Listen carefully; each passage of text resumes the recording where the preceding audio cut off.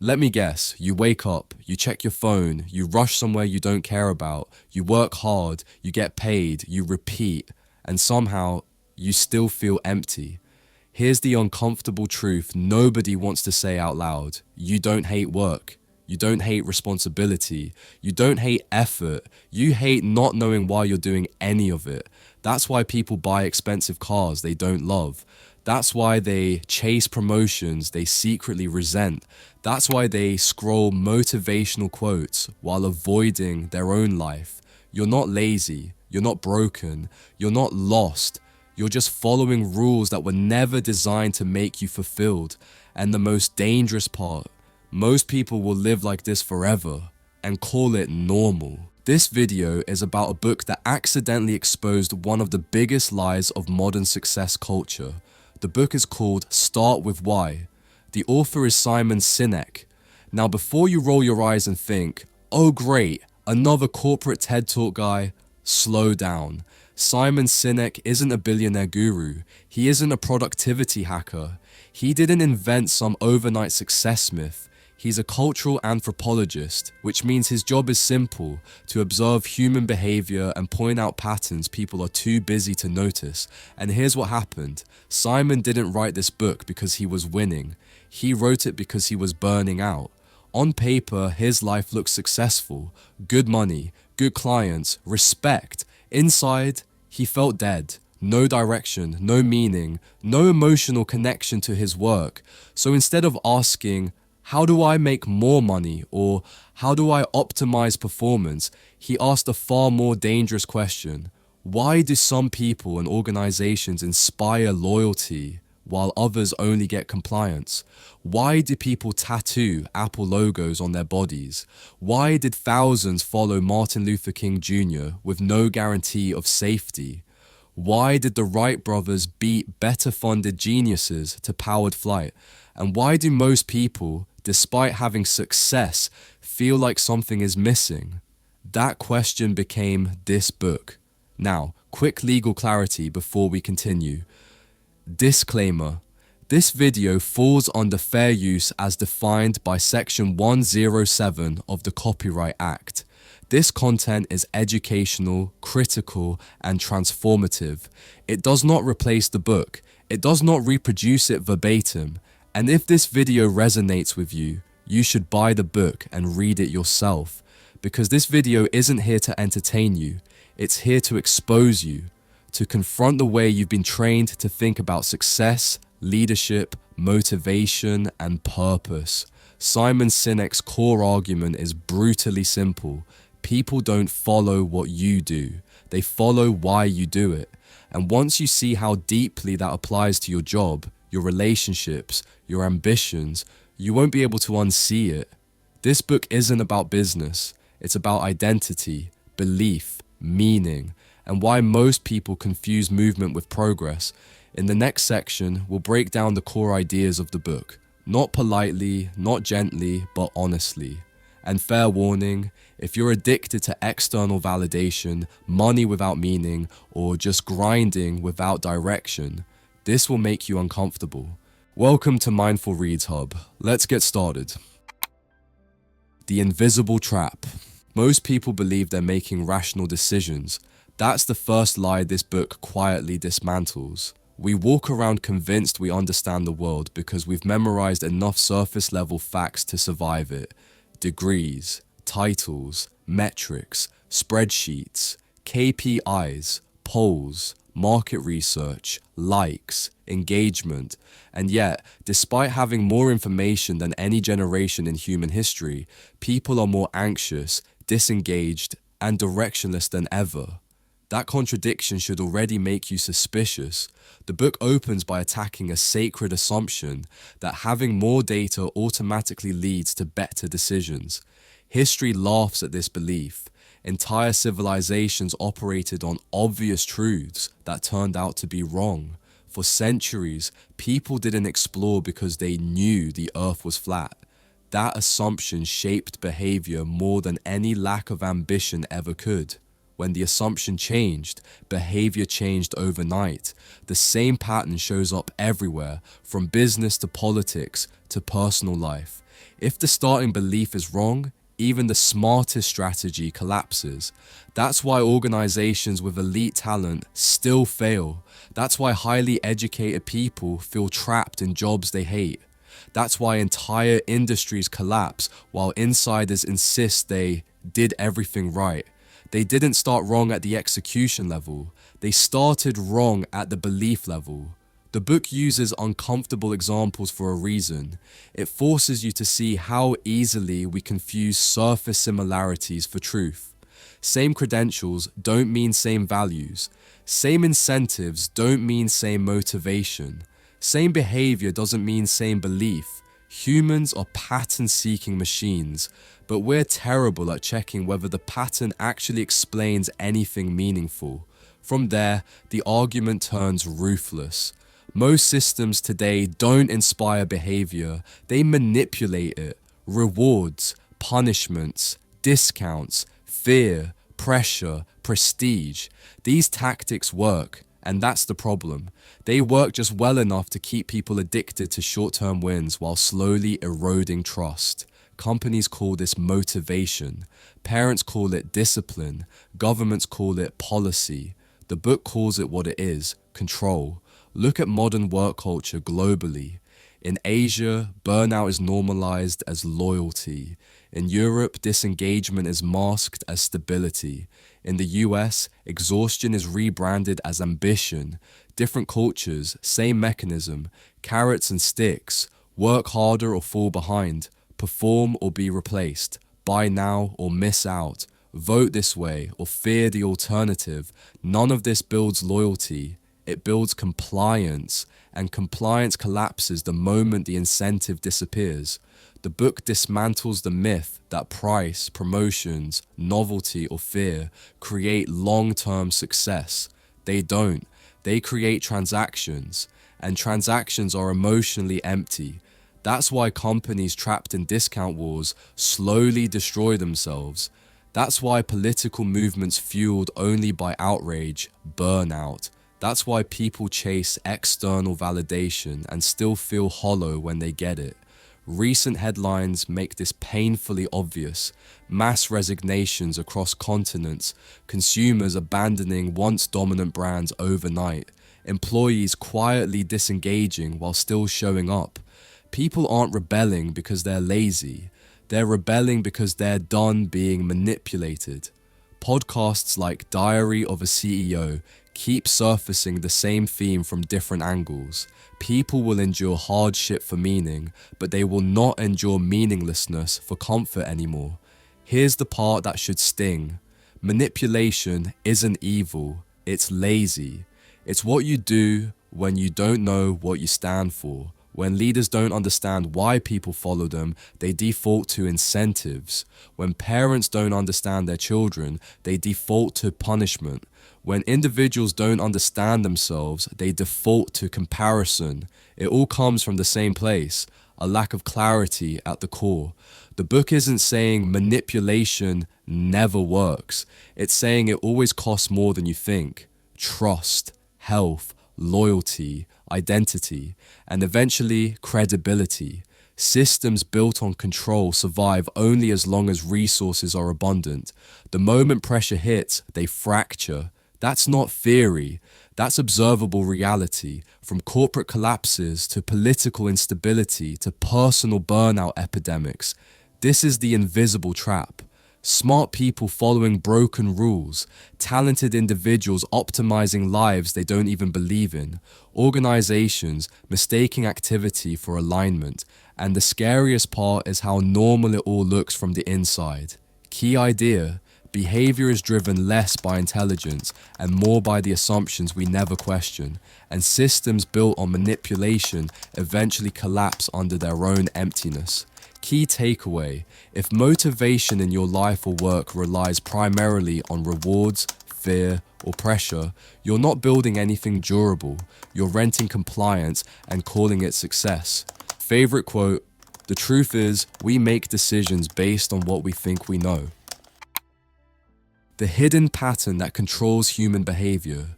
What comes next is the part that makes people uncomfortable because it removes their favorite excuse. The excuse that says, I just need more information, or if people were more rational, this would work, or once they see the facts, they'll agree. The book tears that fantasy apart quietly, then relentlessly. Here's the blunt reality. Human beings are not driven by logic first. Never were, never will be. We are driven by belief, emotion, and meaning, and only afterward do we use logic to justify what we already feel. That's not motivational fluff, that's biology. And once you understand that, most of modern leadership, marketing, politics, and even parenting starts to look embarrassingly backwards. The framework at the center of the book is almost insultingly simple. 3 layers: what you do, how you do it, and why you do it. Most people start from the outside and work inward. They explain what they offer, then how it's better. And they either skip the why entirely or tack it on as an afterthought. Mission statement, brand slogan, a poster on the wall no one reads. The book's argument is that this order is exactly why people don't care. When organizations or individuals start with why, something different happens. The message doesn't hit the analytical part of the brain first. It hits the part responsible for trust, loyalty, and decision-making. Neuroscience backs this up. The limbic system governs emotion and behavior but has no capacity for language. That's why people struggle to explain their gut feelings. They just know. Logic comes later, translated into words to make the decision sound reasonable. That explains why people line up overnight for products that aren't objectively better. Why they follow leaders without guarantees. Why movements spread without advertising budgets. Across Africa, Asia, Europe, and Latin America, the same pattern appears. When people believe in the reason behind something, they tolerate hardship, inconsistency, even failure. When they don't, the smallest inconvenience sends them elsewhere. Look at global consumer behavior right now. Brands with technically superior products are losing relevance, while smaller companies with clear values gain loyalty. Political movements with vague promises collapse, while those anchored in identity mobilize millions. Podcasts like Diary of a CEO and conversations hosted by Jay Shetty keep circling the same insight from different angles. People are starving for meaning, not information. Data doesn't inspire action, belief does. The book uses familiar examples, not because they're flashy, but because they're obvious once you stop lying to yourself. People didn't follow certain leaders because they had the best plans. They followed because those leaders articulated a belief people already felt but couldn't express. The words didn't create the belief, they gave it a voice. That's why copying the tactics never works. You can replicate what someone does and how they do it, but you cannot fake why they do it. People sense the difference immediately, even if they can't explain it. This also explains why so many high-performing individuals feel like frauds. They know how to play the game. They just don't know why they're playing it. So they compensate with credentials, productivity, and constant motion. From the outside, it looks impressive. From the inside, it feels hollow. The brain knows when actions aren't aligned with belief.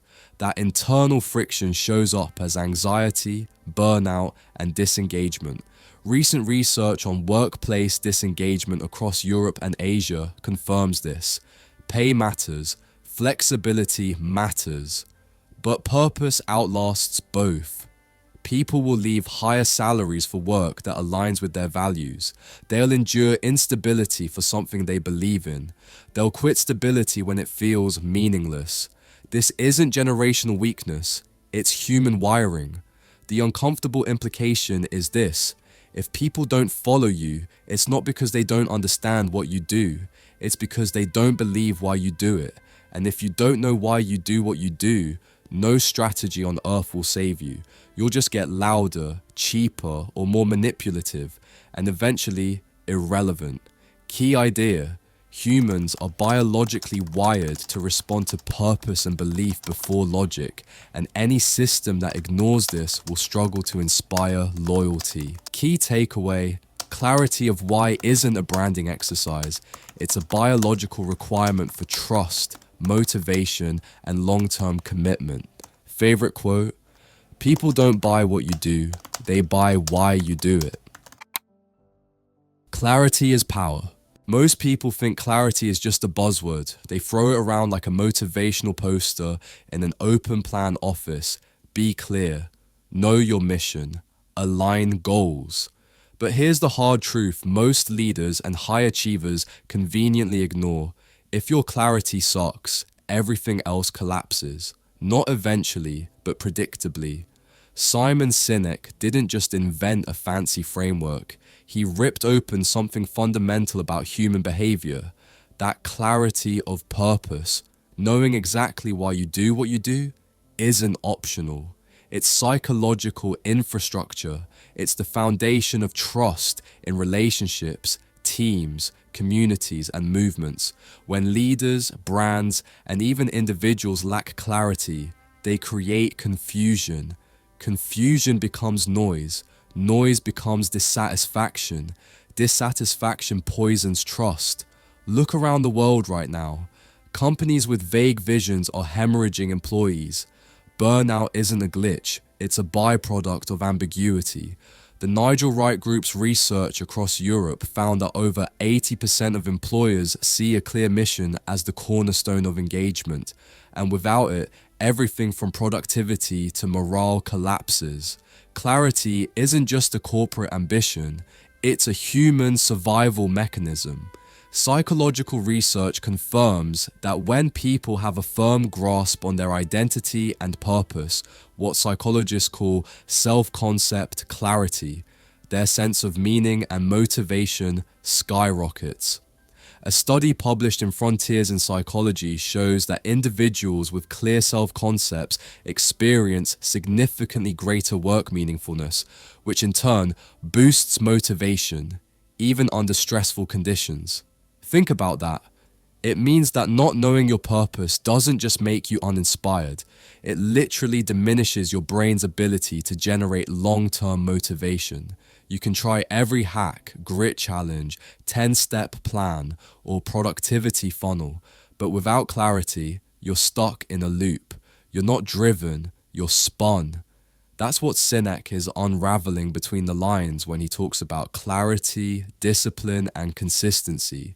He isn't giving a corporate checklist, he's describing a psychological ecosystem where purpose becomes the unshakable anchor, discipline becomes the engine, the actual behaviors you perform, and consistency is the proof that transforms belief into reality. And here's something almost nobody mentions.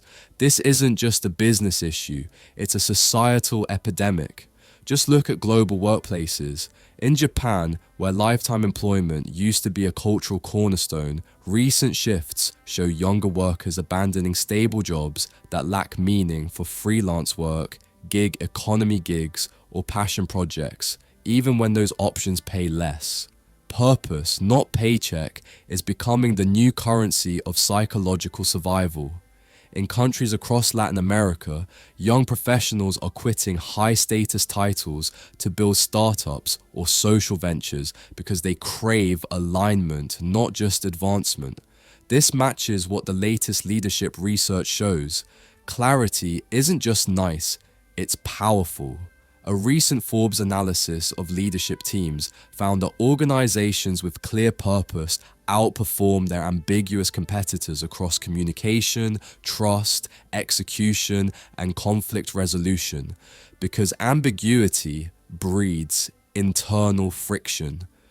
When people aren't clear about why they're doing something, they struggle to disagree constructively, trust each other, or make meaningful decisions. What Sinek is really warning about is what happens when clarity collapses. Manipulation replaces inspiration. When organizations don't articulate their purpose, tactics like discounts, fear-based marketing, or superficial incentives take over. Manipulation works short term, but it corrodes trust like acid. Authenticity dies, and with it, loyalty. And this isn't just theory. Think of every time you've walked away from a job, a relationship, a brand, or a leader and said, "It just didn't feel right." That isn't emotional flim-flam. That's your limbic brain, the part without language, rejecting incoherence. It's not that you're lazy or confused. It's that your neurological wiring refuses to invest energy into something that lacks a believable, meaningful why. Then there's discipline, the brutal test. It's easy to say we have a purpose. It's excruciating to act on it consistently, especially when profits, trends, or for external pressures pull you in another direction. This is why so many companies and individuals talk about purpose, but fail to live it. Discipline isn't orthodoxy. It's choosing actions that reflect your purpose when no one is watching, when markets collapse, or when the story stops selling. Consistency is the final test, the truth serum. People don't trust words, they trust patterns. Your actions, every decision, product, reaction, hire, strategy, are proof of what you truly believe. So if your purpose is to empower creativity, but your leadership punishes experimentation, people don't hear your purpose, they smell the contradiction. Inconsistency breeds skepticism, distrust, and ultimately collapse. Key idea: clarity of purpose is not a nice-to-have strategy. It's the psychological foundation for motivation, trust, and resilience in both individuals and organizations. Key takeaway: without clarity, your actions become noise, your decisions lack anchor, and your capacity to inspire, whether a team, a community, or yourself, evaporates. Favorite quote: with consistency, people will see and hear without a shadow of a doubt what you believe. Trust is the real currency. People talk a lot about trust, like it's something soft, like a buzzword for self-help posters. But trust isn't soft, it's hard science, and right now it is the battlefield of our time, not only in boardrooms, but in entire societies. The reason this matters is painfully obvious if you look around. People everywhere say they don't trust institutions, don't trust elites, don't trust media, and in many places don't even trust each other. Trust isn't just a nice thing. It's the glue that holds movements, communities, companies, and nations together. When it disappears, what replaces it isn't harmony, it's fragmentation, grievance, insecurity, and tribalism. This is exactly what recent global research is screaming at us. The 2025 Edelman Trust Barometer, a massive survey across 28 countries, found that trust in government, media, NGOs, and other institutions isn't just shaky, it's eroding, and that erosion has turned into open grievance. When people feel mistrust, they start assuming the worst about one another and the systems around them, even when those systems are capable of doing good. Globally, only a minority still trusts institutions to do what's right. This isn't an American problem, it's a global crisis of confidence. And here's the cruel irony. In a world with more data, more connectivity, more information than ever before, trust is harder to sustain. Human beings are drowning in facts, but starving for meaningful reliability. People want to know they can count on something, not just hear another press release or mission statement. They want consistency, actions that match words, and a belief system they can attach to. When they don't get this, they turn away, not just from the institution, but from the very possibility of collective action. If you think this is only about companies or governments, think again. Trust, or its absence, has shaped every major social movement and crisis in the last decade. Look at how public confidence shattered during the COVID-19 pandemic. The moment misinformation, political interference, and conflicting expert opinions seeped into the conversation, a large chunk of society stopped listening to scientific institutions. That zapping of trust didn't just affect mask debates, it eroded the shared foundation of reality on which collective problem solving depends. Decades of steady belief in science and expertise suddenly fractured into polarized camps. That's not just a US phenomenon. The aftershocks have been felt in Europe, Latin America, Asia, and beyond. In many countries, trust levels differ wildly from one group to another, not because one side is smarter, but because belief and identity have overtaken evidence as the basis of judgment. When a society starts believing its own preferred narrative over a shared factual baseline, you cross a threshold familiar to anyone who studies social tipping phenomena. You don't need more logic or data to convince people. You need belief that it's safe to believe together again. That's why so many attempts to correct misinformation fall short. People don't change their minds because facts don't shape belief. Shared trust does. This connects directly with what Sinek describes. Trust is the emergence of belief aligned with perceived values. It's the invisible currency that precedes loyalty. You don't follow someone because their logic is airtight. You follow because you believe they share a worldview that resonates with your own internal compass. And when a critical mass of people hits that alignment, trust spreads, not through rational persuasion, but through emotional contagion, a phenomenon social scientists call a tipping point. You've seen this in movements that feel bigger than their leadership. Climate movements in Europe and Africa where millions march without a centralized command, or how a local protest can ignite a global wave overnight. People join because they see others believing first, not because someone explained the facts better. But trust isn't static, it's fragile.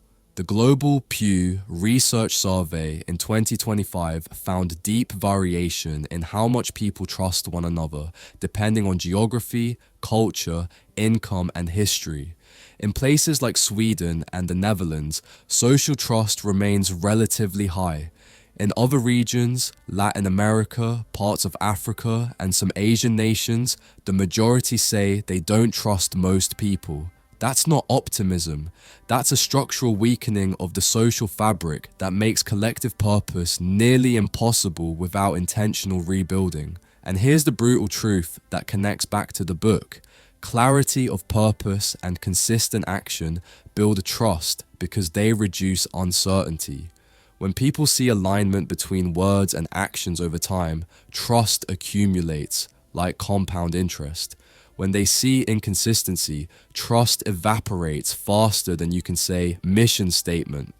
That's why movements succeed and why they fail. People don't commit to inconsistency.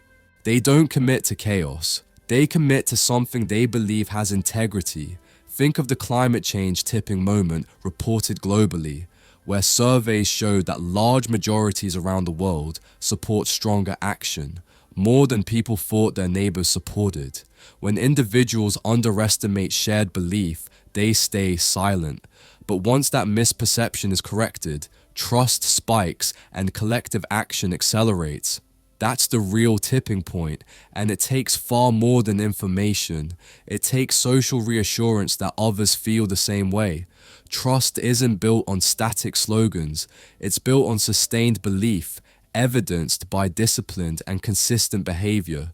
When people see that someone, a leader, a movement, an organization, even a community, does what they say over time, trust spreads. But when actions deviate, even slightly, cynicism creeps in. And once cynicism becomes the default, it's not just loyalty that's lost, it's belief itself.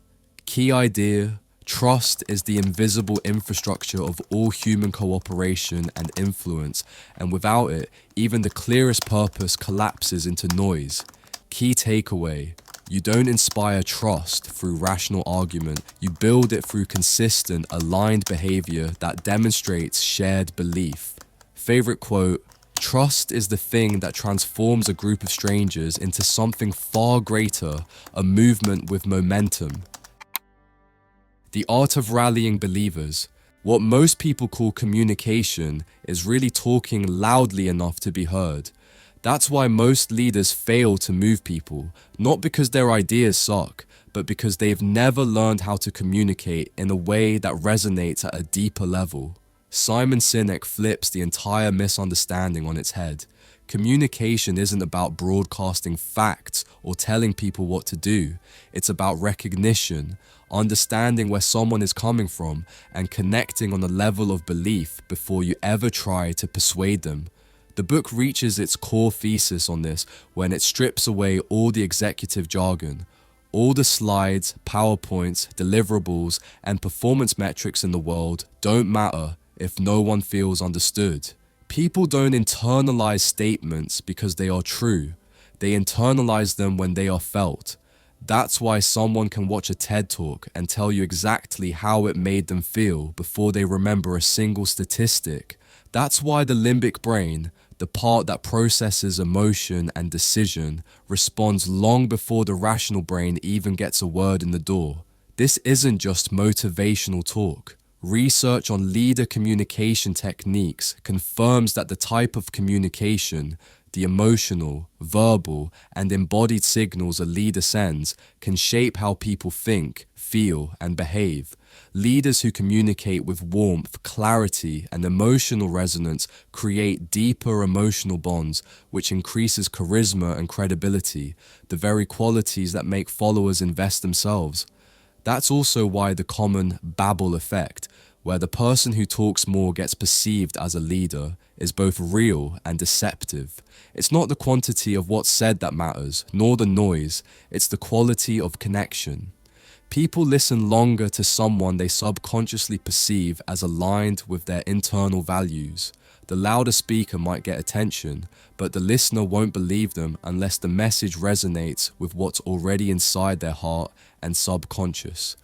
The book repeatedly shows that communication is not a lecture, it's a conversation of values. When Apple launched Think Different, people didn't just like the slogan, they felt seen. It told them something about who they were, not just what the product could do. That emotional identity bond is what makes some brands cult-like and others forgettable. Logos and slogans alone don't create loyalty. Shared belief systems do. Communication isn't just a technical skill, it's a moral exchange. Neuroscience shows that emotions influence memory and decision-making far more than logic does. Emotional content is what sticks. Leaders who understand this aren't just speakers, they're emotional architects, shaping not what people think, but how they feel. To see this in the real world, you don't have to look far. In politics, movements that connect with emotional narratives, identity, belonging, purpose, outperform those with dry policy explanations, even when the latter are technically stronger. In corporate life, employees quit jobs they like because the workplace lacks emotional resonance or a sense of shared purpose. In relationships, people walk away not because of incompatibility of facts, but because they don't feel truly heard. This is why experts like Stephen Covey famously said that the biggest problem in communication is this: we hear to reply, not to understand, and the research echoes it. Leader communication isn't about the content alone, it's about influencing cognition, affect, and behavior. When a leader uses thoughtful language that aligns with followers' internal beliefs, it reshapes the way they interpret the world, not just the way they hear it. This also explains why simply piling on more data, statistics, or bullet points rarely changes minds. Facts don't persuade people who haven't first built an emotional bridge. Facts only get through after the listener feels understood. That's a brutal truth for anyone who's ever tried to win an argument with logic alone, because logic only lands after emotional trust has opened the door. In many ways, communication is the currency of credibility, and if your communication doesn't first acknowledge the emotional and belief environment of the listener, you're not communicating, you're just talking at people. That's manipulation disguised as leadership, and it fails every time the pressure gets real. Key idea: Communication isn't about speaking louder or smarter. It's about connecting emotionally, aligning beliefs, and listening before you ever try to convince. Key takeaway: people don't adopt ideas because they are true. They adopt them because they feel understood and see their values reflected in the message. Favorite quote: "The power of a message is not in what is said, but in what is felt, and clarity of belief shapes that emotional resonance." When success becomes the enemy, let's cut straight to the part most leadership textbooks ignore because it's uncomfortable. Success itself can become the enemy of purpose. Success is the thing people chase for decades, but when you finally get it, most leaders don't realize that the very conditions that propel them forward can start pulling them backward. They assume the formula that got them here will keep working forever, and it doesn't. That's the silent trap lying beneath almost every story of collapse, stagnation, or slow decay we see around the world. There's even a name for the phenomenon in business research: the Icarus paradox. Named after the Greek myth where flying too close to the sun melts your wings, it describes how companies often fail precisely because of the very strengths that made them successful in the first place. They get so confident in their formula, their product, their strategy, or their identity that they stop questioning it, and the environment changes around them. Most Fortune 100 companies from the 1960s are gone today because they became too rigid to adapt. That's not luck. That's structural arrogance disguised as success. Simon Sinek predicted something deeply human long before most analysts were talking about it. Once success arrives, people start caring more about outputs, money, status, metrics, and less about the reason they started in the first place. What was once a burning why becomes a fading echo underneath quarterly earnings, stock prices, or market share graphs. When purpose blurs, chaos fills the psychological void, and that's exactly what we're seeing globally. In 2025, DDI's Global Leadership Forecast reported a sharp decline in leaders who feel a strong sense of purpose, especially frontline leaders who are supposed to execute strategy every day. Only about a third of them feel their work is meaningful, down significantly since 2020, even while senior executives claim they still feel purpose in their roles. That gap is a furnace of disconnection. Executives speak purpose, middle managers hear metrics, and teams see noise. When leaders lose their personal why, the organization loses its alignment and engagement implodes. This isn't abstract theory.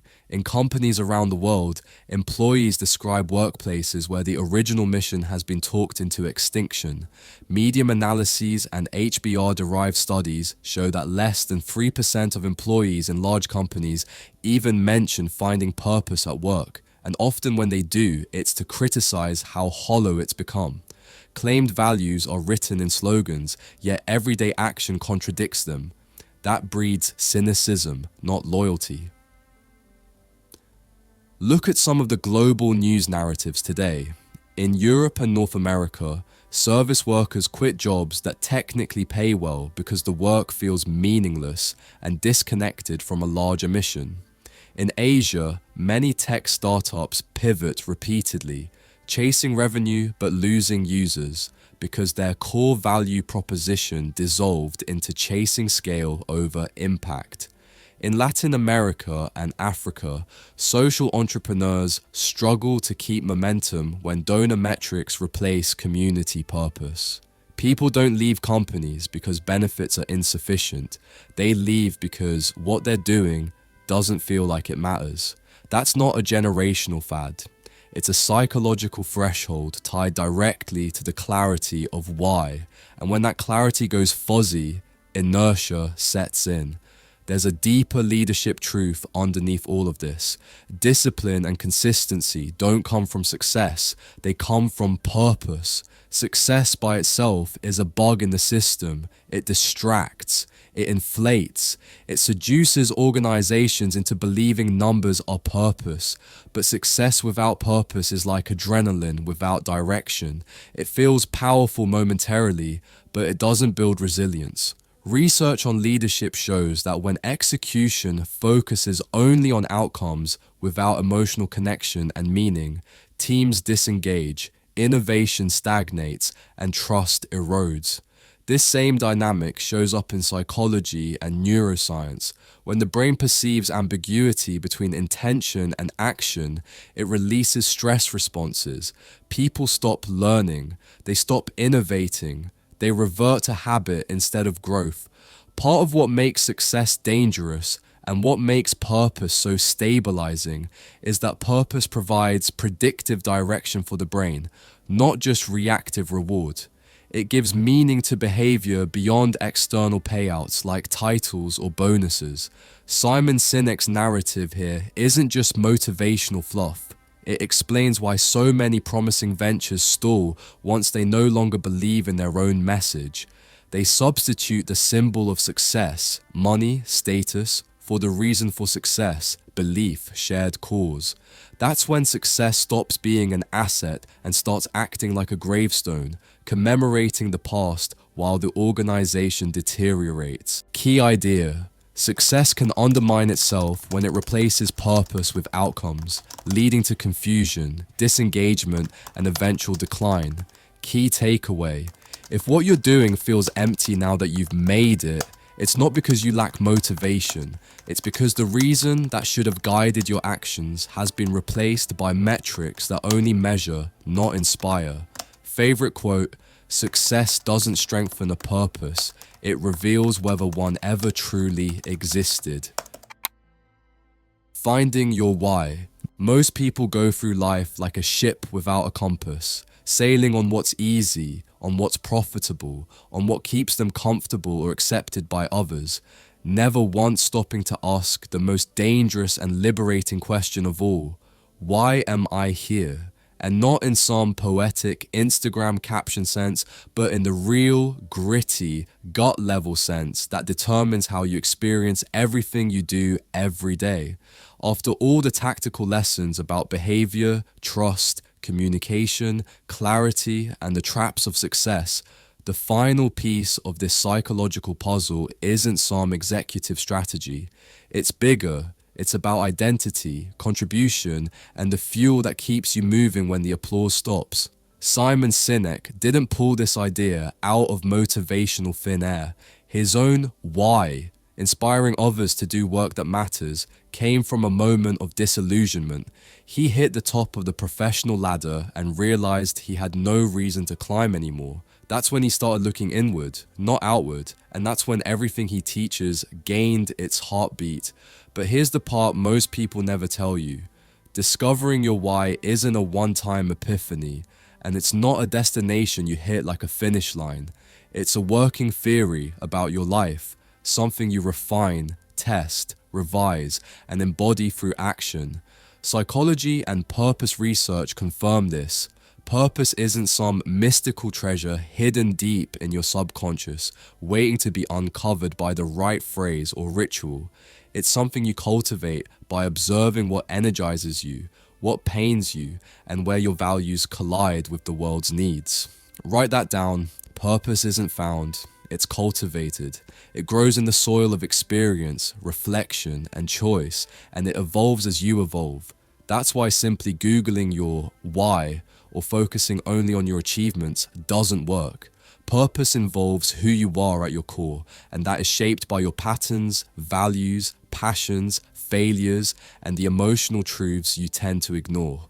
Global conversations about purpose reflect this.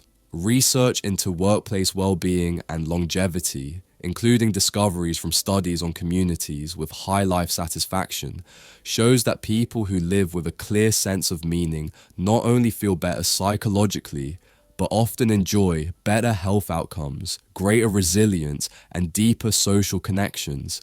It's not just feel-good fluff, it's biological and psychological harmony. Look at movements and ministries, volunteer communities, and social ventures rising across continents. Whether it's young Africans joining environmental restoration projects, Europeans forming cross-border cooperatives, or Latin American educators creating inclusive schools in underserved communities. These aren't just jobs. They're missions that emerge from lived experience and deep values expressed outward into the world. What motivates these people isn't money, it's contribution. And that's why the most powerful leaders and organizations aren't the ones who plaster inspirational posters in corridors or write values on a slide deck. They're the ones who live their why. They align what they do with why they exist, and that alignment becomes a gravitational force that compels others to join, follow, contribute, and stick through failure, criticism, and chaos. Here's where the real transformation happens.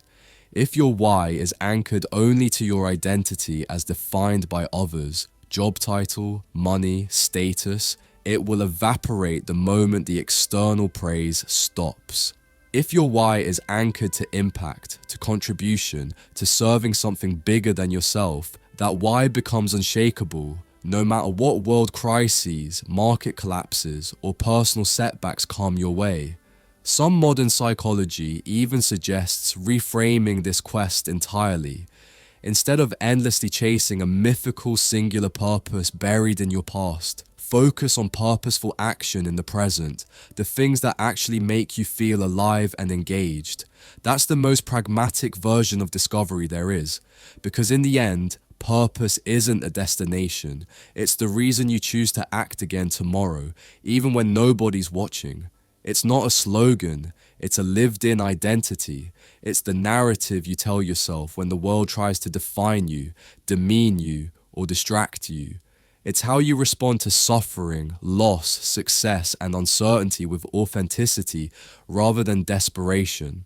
When you uncover that reason, when you can articulate why you get out of bed, not just what you do, life stops feeling like a passive experience and starts feeling like a mission. And that's the leap from being lost in life to being alive in life. Key idea: purpose isn't discovered once and done. It's cultivated through reflection, action, and aligning who you are with what the world needs.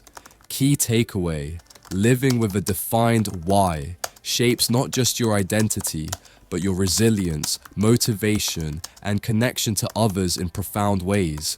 Favorite quote: knowing your why doesn't just change what you do, it changes how you experience everything. Conclusion: let's shut the door on all the noise and stare at something most people refuse to acknowledge, even when it's screaming at them from every corner of their lives. The reason more people are disengaged, exhausted, and empty, despite having more tools, opportunities, and options than any generation before them, isn't because they lack talent, lack resources, or lack intelligence. It's because almost no one knows why they're doing what they're doing anymore. All the books, all the courses, all the grind culture inspiration didn't fix the world. They just taught people how to work more without understanding what that work means. And that's exactly the cycle this whole journey dismantles.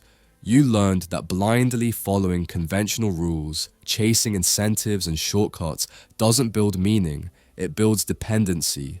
You learned that most systems reward conformity, not conviction, and people dutifully barter away purpose for external rewards. Then you saw that purpose isn't a feel-good slogan, it's a biological demand. Human beings are wired to respond to belief before logic. Our brains don't rationalize their way into action, they feel their way into it. And that's why clarity isn't a luxury, it's a survival mechanism. When people are clear about their mission, when they know why they exist at the deepest level, everything changes. Trust grows, engagement rises, resilience strengthens. When that clarity fades, people don't just lose focus, they lose connection to themselves, their teams, and their communities. Trust emerges not because leaders are charismatic or clever, but because they are consistent with their purpose over time. Trust isn't automatic. It's earned by showing up again and again in alignment between what you say and how you act. And when that alignment collapses, chaos fills the vacuum. That's happening right now in workplaces everywhere, with engagement dropping, cynicism rising, and millions of workers waking up to a shocking realization: their paycheck isn't their purpose. Communication, the way most people practice it, is just noise, yelling instead of connecting. The moment leaders stop talking at people and start speaking from their deepest why, that's when real influence begins. Not manipulation, not rhetoric, meaningful resonance. And here's the part that slaps hardest. Success itself can erode purpose. You can hit every target, win every trophy, fill every spreadsheet, and still end up disillusioned if none of it connects to why you started in the first place. Countless organizations and careers collapse not from lack of achievement, but from lack of meaning behind the achievement. When purpose dims, even success feels like a trap. You've seen this pattern in research and headlines. Employees who feel purposeful at work are dramatically more engaged, less burned out, and far less likely to quit. Not because their pay is better, but because they know their work matters. People with purpose are nearly 6 times more engaged than those without it. Globally, workers are redefining what success means. Work-life balance now outranks salary for many because people crave autonomy, belonging, and meaning far more than they crave more money. And in leadership research, the purpose gap, the disconnect between what leaders say their mission is and what employees actually feel, is among the biggest risks to engagement and retention. So what is the real lesson here? Purpose isn't optional. Purpose isn't a perk. Purpose is the gravitational force that determines whether people follow or flee, build or break, thrive or collapse. If your life, your team, your company, or your society is stuck in feedback loops of results without reason, you're fighting gravity with duct tape. You don't need a better strategy. You don't need more tactics. You need a why, a mission that you can look at in the mirror and say, this is why I get up. A purpose that survives the bad quarters, the layoffs, the losses, the global crises, the fires we call daily life. If you want to tear down the traps of hollow success and build something that actually lasts, you start with why. This book isn't a blueprint for career hacks. It's an excavation tool for identity. It strips away the assumptions that keep people trapped in empty routines and gives them something that actually feels like life. So before you chase another metric, another trend, another approval, ask yourself this: is what I'm doing anchored in belief that feels like something I die for? If it isn't, then all the success in the world won't make you feel alive. If you want to go deeper, if you're serious about clarity and purpose that sustains you through chaos and change, then go get the book. Read it, absorb it, wrestle with it, then take that clarity and build something that actually matters.